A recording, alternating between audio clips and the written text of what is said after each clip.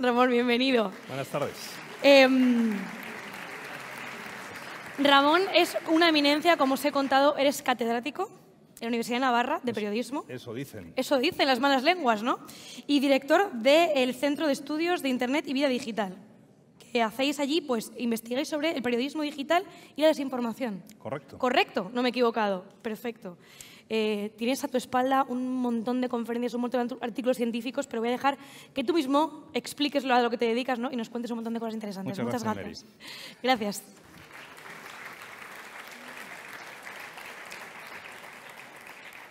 Me pidieron venir aquí para hablar sobre narrativas emergentes. Y pensaba yo, ¿qué puedo decir a gente que está interesada en el futuro de la comunicación sobre lo que está emergiendo en las narrativas? Y la primera idea que se me venía a la cabeza es que a la hora de contar las cosas hay que distinguir entre lo permanente y lo pasajero. Lo pasajero, en muchas ocasiones, tiene que ver con lo instrumental, con lo tecnológico. Algunos de los ponentes que me han precedido esta tarde os han comentado que historias o herramientas que actualmente se usan no se conocían 10 años atrás, y os anuncio que dentro de 10 años tendréis otras herramientas diferentes para contar la información. Por lo tanto, me vais a permitir que, aunque este sea un foro tecnológico, os hable más de lo permanente. Y lo permanente en las narrativas emergentes tiene que ver con contar historias, Y yo hoy quiero contaros dos historias. Una historia tiene su epicentro en la ciudad de Gettysburg, en el estado de Pensilvania, hace 160 años. Y la otra ocurrió hace poco menos de una década en Austin, Texas. Y voy a tratar de mostraros cómo esas dos historias están relacionadas y nos hablan de cómo pueden ser las narrativas del futuro. Os prometo que, aunque comience en el siglo XIX, voy a terminar hablando de la inteligencia artificial. 1863 en Pensilvania. Cuando he pronunciado la palabra Gettysburg, probablemente a muchos de los aquí presentes se les ha venido una idea, algo que recordaban haber leído en los libros de historia o que incluso llegaron a ver en alguno de esas grandes producciones cinematográficas de Estados Unidos. Porque, de hecho, en ese lugar que limita entre el estado de Pensilvania y el estado de Nueva York, tuvo lugar la que se considera la mayor batalla de toda la guerra civil de Estados Unidos, la que enfrentaba a los unionistas con los confederados. En esta batalla en particular, el general Meade, unionista, barrió del campo de batalla al general Lee y a 50.000 de sus soldados que, por estimaciones que han hecho los historiadores, murieron en aquella batalla. Ya digo que fue la más cruenta de toda la guerra civil americana. Bien, pues en este momento la guerra civil tuvo lugar entre el año 61 y 65. Precisamente con motivo de esta batalla, hubo algunos periodistas que comenzaron a contar la información de una manera bastante particular. Esta es una noticia que cuenta la batalla de Gettysburg. En la cuarta línea, verán ahí que dice detalles de la batalla, Details of Gettysburg Battle. Y fíjense, habla de tecnología al principio, the latest news, lo último, la actualidad inmediata, no solamente es importante ahora, lo era hace 160 años también. Lo que ocurre que en aquel momento la tecnología punta no era la inteligencia artificial, sino que era el telégrafo. Lo destacan en el antetítulo, The Latest News by Telegraph. En aquel momento, para poder contar la información a distancia y con enorme rapidez, así se consideraba en aquel contexto, era necesario utilizar las tecnologías. Esta información que estoy mostrándoles aquí corresponde al Daily Pittsburgh Gazette. Pittsburgh, como saben, es la capital del estado de Pensilvania y está más o menos a 200 kilómetros de distancia del lugar donde tuvo lugar la batalla.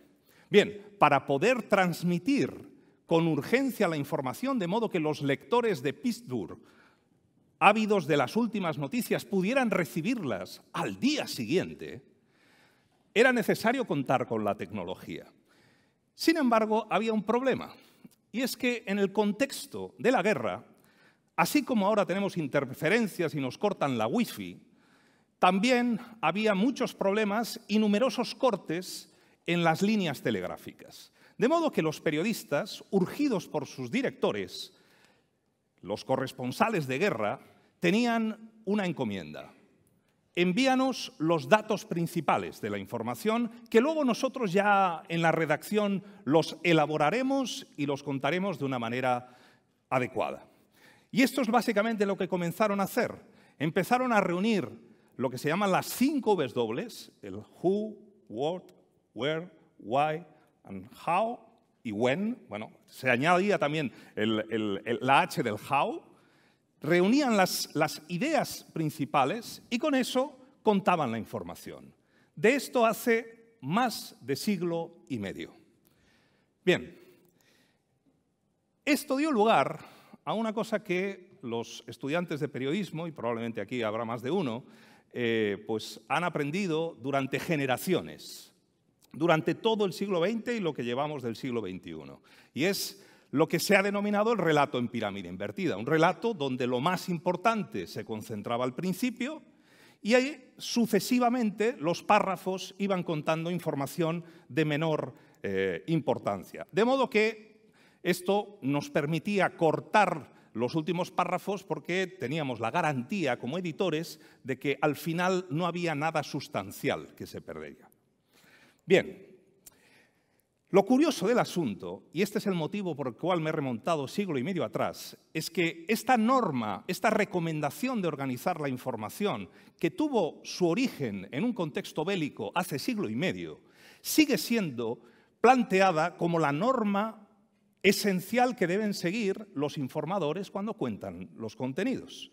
Este es el libro de estilo de Euskal Irrati Telebista, la televisión autonómica vasca, la radiotelevisión autonómica vasca, que como ven es del año 2016, por lo tanto es uno de los libros de estilos más recientes, y en su punto 2.8 afirma categóricamente lo siguiente: en eitb.eus, la web de EITB, se mantiene la recomendación de la estructura de pirámide invertida que obliga, no recomienda, no propicia, no sugiere, no posibilita, obliga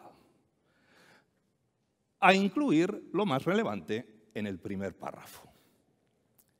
Siglo y medio después. Bien, la cuestión que les quiero plantear es, ¿tiene algún sentido en el contexto tecnológico actual que, por fortuna, habrá que decir, ya no está presidido por el telégrafo, precisamente, seguir organizando las informaciones de la manera en que lo hacemos? Y para eso voy a darle una pequeña vuelta lingüística al concepto. Hoy se ha mencionado en algunos casos las narrativas inmersivas. Pensemos en un concepto nuevo, el concepto de la pirámide inmersiva. Una pirámide que, puesto que no está invertida, ya no reposa sobre su vértice. Y de hecho, si se han dado cuenta, hasta ahora no hemos visto ninguna pirámide. Estábamos viendo triángulos. ¿Quién le llamó pirámide a esto? Esta va a ser la primera vez en que vemos una pirámide tridimensional. Pero lo particular de esta propuesta es que esta pirámide ya no organiza la información de acuerdo con el orden de relevancia de los datos que se comunican, sino que se trata de combinar distintas cualidades comunicativas que son básicamente 4. La interactividad, la multimedialidad, la hipertextualidad y el uso intensivo de los datos. Las nuevas narrativas, las narrativas emergentes en el ámbito multimedia, lo que hacen es combinar de una manera específica estos elementos. Y los combinan además de una manera dinámica. No es una pirámide como pueden ser las de Egipto, que no se pueden mover, sino que recuerda más a un cubo de Rubik, un cubo donde podemos mover las distintas caras a voluntad y podemos generar una narrativa adecuada para cada caso. Muy bien, probablemente a estas alturas dirán, bueno, la idea me suena interesante, pero no he entendido nada. No sé cómo esto se podría aplicar a la realidad. Y para esto me van a permitir que les cuente la segunda historia. Y esta segunda historia es una historia personal, una historia en la que yo tuve la fortuna, puedo decir, de participar. Miren, en el año 2014 fui invitado por la Universidad de Texas para permanecer allí como profesor invitado durante un curso completo, desde agosto de 2014 hasta julio del año 2015. Allí me fui con mi familia y vivíamos en una casa de estas pues, que uno imagina en Texas. Pues bueno, pues en ese tipo de contexto es donde vivíamos. Ahí les presento a mi mujer, Cristina. Mis hijas estaban haciendo la foto. Y bueno, pues nos acostumbramos un poco a los hábitos de vida tejanos. Y una de las cosas que nos cambió, además de los horarios de la comida, fue el tipo de deportes que solíamos consumir. Aquí yo soy aficionado al fútbol, como entiendo que la buena parte de los aquí presentes probablemente lo serán, junto con el básquet y otros deportes. ¿Saben cuál es el deporte rey, no ya en Estados Unidos, sino en el estado de Texas en particular? El fútbol americano. Lo que ellos llaman fútbol a secas. Bien, pues ocurrió una historia que les quiero contar. El 24 de noviembre, exactamente, del año 2014, después de haber cenado en casa con mis hijas y mi mujer, nos pusimos a ver la tele como solíamos hacer en otras ocasiones. Y aquel día había un partido en el cual había un protagonista que era el equipo local de Texas, que son los Dallas Cowboys. Y se enfrentaban con los New York Giants, que, bueno, pues por lo visto existía una rivalidad bastante notable. Bien, al final del segundo cuarto, ocurrió una jugada que volvió locos, literalmente locos, a los narradores. Una jugada, además, protagonizada por el jugador de los New York Giants. Ven el casco azul, adivinarán una NY, esos son los de Nueva York. Aquí habrá que explicar quién era quién. Ante la oposición de un defensa, que como saben, los defensas de fútbol americano son bastante grandes y rápidos, ¿no? Bueno, y lo más importante de todo es que fue una jugada en la cual el jugador de los New York Giants, Odell Beckham Jr., capturó una bola a una mano, lanzada a 40 o 50 yardas de distancia por su quarterback. Ya ven que aprendí bastante de fútbol americano. Marcando un touchdown, y es considerado una de las capturas de bola más impresionantes de la historia de la NFL. Apuesto una cosa, a estas alturas estarían deseando poder ver la jugada, ¿sí? Dentro vídeo. Is the running back. Play action. And Manning's going to heave one. There's a flag. Beckham on a one-handed catch. How in the world? Oh, my goodness. And Brandon Carr was back there. I mean, he is insane. How do you make that catch? Oh, my goodness. This is sick. Put this to music. I don't think he stepped out either. That may be the greatest catch I've ever seen. Number 39. Penalties decline. Result of the play. Touchdown. You have to be kidding me. That is impossible. That is absolutely impossible what he just did. That may be the greatest catch I've ever seen in my life. That might be the greatest catch I've ever seen in my life. Lo dice el narrador. Puede ser perfectamente la mejor captura que haya visto en mi vida, y se supone que un narrador de fútbol americano en la NBC habrá visto centenares, probablemente miles de partidos. Bueno, yo les confieso que para mí fue curioso, pero sin más. Ahora bien, cuando fui a la universidad al día siguiente, les juro que todo el mundo estaba hablando, no ya del partido, que por cierto habían ganado los Dallas Cowboys, sino de esta jugada en particular. Todo el mundo hablaba sobre esto. Y ahora lo que les quiero contar es cómo esta información se puede contar de diversas maneras. Hombre, uno puede hacer lo que se venía haciendo desde siglo y medio atrás, y es contarlo en pirámide invertida. Pero esto es una de las cosas más aburridas que uno se le podría imaginar para contar una buena historia, una jugada histórica en la NFL. Lo hizo el Daily Gazette, por ejemplo, que hizo una simple pirámide invertida que pasó, por supuesto, sin pena ni gloria. Pero hubo otras formas de contar. Por ejemplo, el New York Times, nada más y nada menos que el New York Times, dedicó información a esta jugada en particular, no ya al resultado del partido, sino a la jugada. Y fíjense en el título, Even Under Microscope, Catch by Giants Odell Beckham Jr. earns applause. Incluso bajo el microscopio, la captura de Odell Beckham Jr. de los Giants merece un aplauso. ¿Qué hicieron? Analizar desde el punto de vista técnico las características, la inverosimilitud de esa jugada. Y efectivamente llegaron a la confirmación científica de que aquello era prácticamente imposible de repetirse. Posteriormente hubo canales de televisión, por ejemplo, que trataron de explicarlo de manera científica. Dentro vídeo. He leaves 0.4 of a second before the ball arrives and pushes off the ground with more than 1,300 pounds of force. This launches his 5'11" frame high enough to make contact with the ball roughly 8 feet in the air, while flying backwards at 11 miles an hour. Now with his body fully extended, Beckham clenches his fingers around the ball in just 8 milliseconds. That's faster than the collision between a ball and a foot in a field goal. ¿Os acordáis de la pirámide inmersiva que os he dicho? ¿En qué sería intensivo esto? Es intensivo en multimedia y es intensivo en datos. Esas son las dos caras de la pirámide que más se han utilizado. Aquí no hay mucha interactividad, tampoco hay hipertexto, no lo necesita. Pero otro tipo de narrativas sí buscarían este tipo de recursos. Por ejemplo, el propio New York Times dedicó una segunda noticia, 2 noticias para una sola jugada, y en este caso trató de hacer un desarrollo informativo analizando cómo capturan las imágenes deportivas los fotógrafos con la tecnología fotográfica actual, que es una fotografía, pues un tipo de fotografía de supervelocidad, que permite tomar este tipo de imágenes. Por cierto, una de las imágenes, la primera imagen fija que les he mostrado de la captura de bola por parte de Odell Beckham, fue elegida una de las mejores fotografías deportivas del año en el año 2014. Pero más cosas. De repente, claro, como ocurren con este tipo de contenidos, de repente empiezan a producirse los memes. Claro, cuando hay una cosa que llama la atención a mucha gente.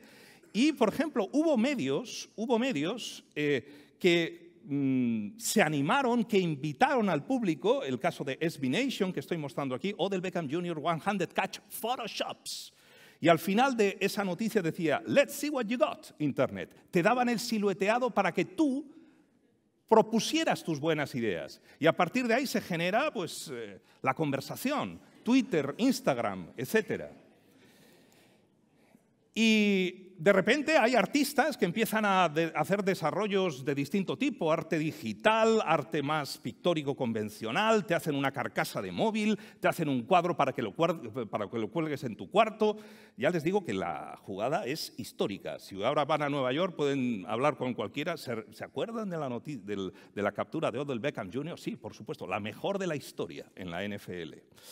O incluso, los americanos son muy buenos para esto, hacer negocio con cualquier cosa. Pasaron días, pero apenas días, en esa misma semana, para cuando los primeros stickers, las primeras pegatinas, estaban ya a la venta en Amazon y había algunos cuadernos y distintos elementos.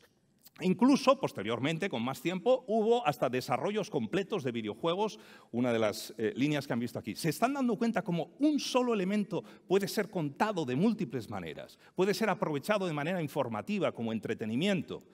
Esto es lo propio de las narrativas actuales, que permiten buscarle la aproximación que más nos interese. Y esto es lo que deberíamos entender como permanente. Podemos contar las historias como queramos gracias a las tecnologías que nos están llegando. En estos momentos podríamos hacer infografías, y de hecho se hacen habitualmente, relacionadas con pues en este mismo deporte. O podríamos utilizar la información cartográfica, los mapas, o hacer fotografías de unas calidades excepcionales y con formatos que se salen de lo convencional. O podemos incluso desarrollar dibujos y pinturas relacionadas con la información y hacer una forma de narrativa con eso. Y les he prometido que iba a terminar hablando de la inteligencia artificial. La inteligencia artificial, por supuesto, también ha llegado al deporte de la NFL. Lo utilizan para hacer análisis estadístico del juego. La utilizan para hacer arbitraje asistido, el famoso VAR, a ver si nos llega pronto. Imágenes generadas con inteligencia artificial y, por supuesto, texto generado con inteligencia artificial. Miren, pedí anteayer, antes de venir aquí, a Google que me explicara en pirámide invertida la captura de Odell Beckham Jr. realizada en noviembre de 2014 contra los Dallas Cowboys. Me escribió esta noticia en pirámide invertida. Era una noticia de hace 10 años, o sea, no es una cosa reciente. Bueno, algunos datos. Dice, faltaban apenas 10 minutos para finalizar el partido. No es exacto. Y luego dice, the catch was initially ruled a touchdown, but upon review it was determined that Beckham had been tackled just shy of the goal line. Es decir, que dieron un touchdown, pero posteriormente lo anularon. Y no fue así. De hecho, le volví a pedir a la máquina, ¿tú estás segura de que esto es así? Y hice una segunda tentativa. Y me encontré con lo siguiente, que ya había corregido un par de datos, pero para los más finos que hayan seguido la información y las imágenes que he mostrado, tal vez se hayan quedado con un pequeño detalle. Y es que era al comienzo del segundo cuarto, y aunque diga que en ese momento los Giants estaban ganando a los Cowboys por 14-3, en realidad se dan cuenta de que hay otro error en los datos. Estaban ganando por 7-3. Fueron 14-3 después de este memorable touchdown de Odell Beckham Jr., que espero que les haya servido para entender cómo serán las narrativas del futuro. Muchas gracias.